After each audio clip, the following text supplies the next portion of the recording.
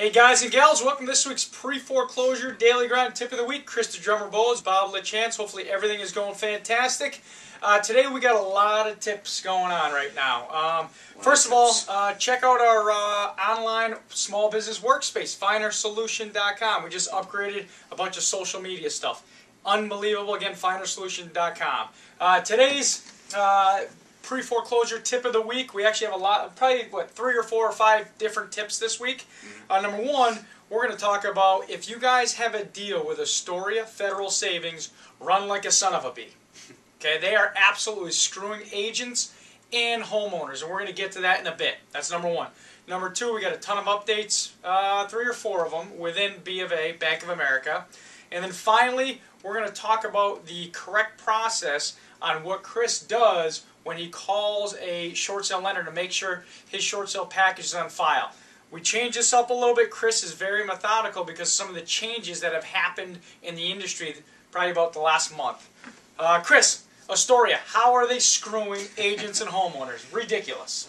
Well, the couple of the biggest issues with these guys, and for whatever reason they feel that they need to cut commissions down. They will not allow more than 4% commissions for 2 agents, which is mind-boggling. So if you're a loss mitigation company processing short sales and you get an Astoria one, guess what? Run. There's no more money left. Right, right. The other thing that just came up a couple days ago for us was the fact that when Astoria goes to do their appraisal, the one that they do for themselves so that they can establish their market value, they expect somebody else to pay for that up front.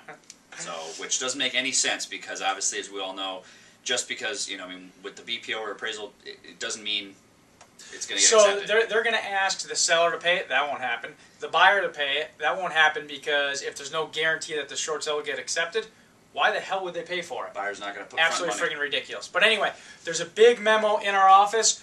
No more Astoria deals. Period. They're out. Peace. They're out. They're all done. All right. Bank of America. Let's talk about them. Yep. Couple things with these guys. First major tip for you guys is that, as a lot of you know, the FHA and VA short sales are not on Equator and have a kind of a different process. They've changed that a little bit again. What they need to have, either whether you're an agent doing the negotiating or like us, loss mitigation company doing it. The first thing to do is to call into the short sale support department and say that you want to start a short sale. And what they basically do, what the rep will do, is they'll send a request out over to the department that houses the negotiators. They'll send a request and say, hey, got a short sale request for such and such a file. That file will get sent to a negotiator within like the FHA or VA department. This is when you're on the phone they're doing all this. Right. And then that person will then within 5 to 7 business days will then contact you and say, hey, I'm the person that's going to be working this. I need you to send me the package either however they want you, email, fax, whatever, and they'll tell you what to send. It's a cool update. Yep. What else we got? Second one is has to do with half of deals with B of A. Basically, as a lot of you know, like we've talked about it before, there's a company called Loan Resolution Corporation that was handling half of short sales for B of A. They have since, B of A has since pulled back the short sales they were given to those guys, and they will be giving them now to a company called UTLS, or it's just a separate division, basically. And they'll probably change tomorrow, so there'll be another update next week. Right, exactly. Yep. So, is that it with B of A? That's it with B of A. Yep. All right, cool. Let's talk about the short sale process now on how you actually follow up on whether they got all the documents and short sale package, so on and so forth. Because this has changed a little bit. And what Chris does, make sure you guys mimic it because it is spot on. Yeah, and unfortunately, just such a large percentage of the reps in these departments that you'll deal with are not the sharpest tools in the shed. So you'll, as we've said before, you'll talk to three different people and they'll tell you 3 different things.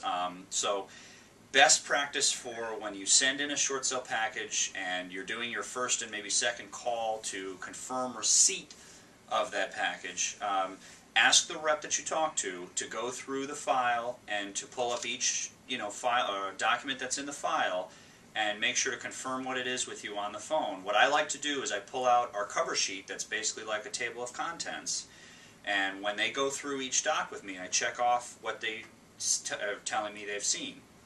And so so he walks through like he's talking to a first grader. Say, okay, you got this, you have this. Like you're talking to my 7-year-old son right now. You're talking this.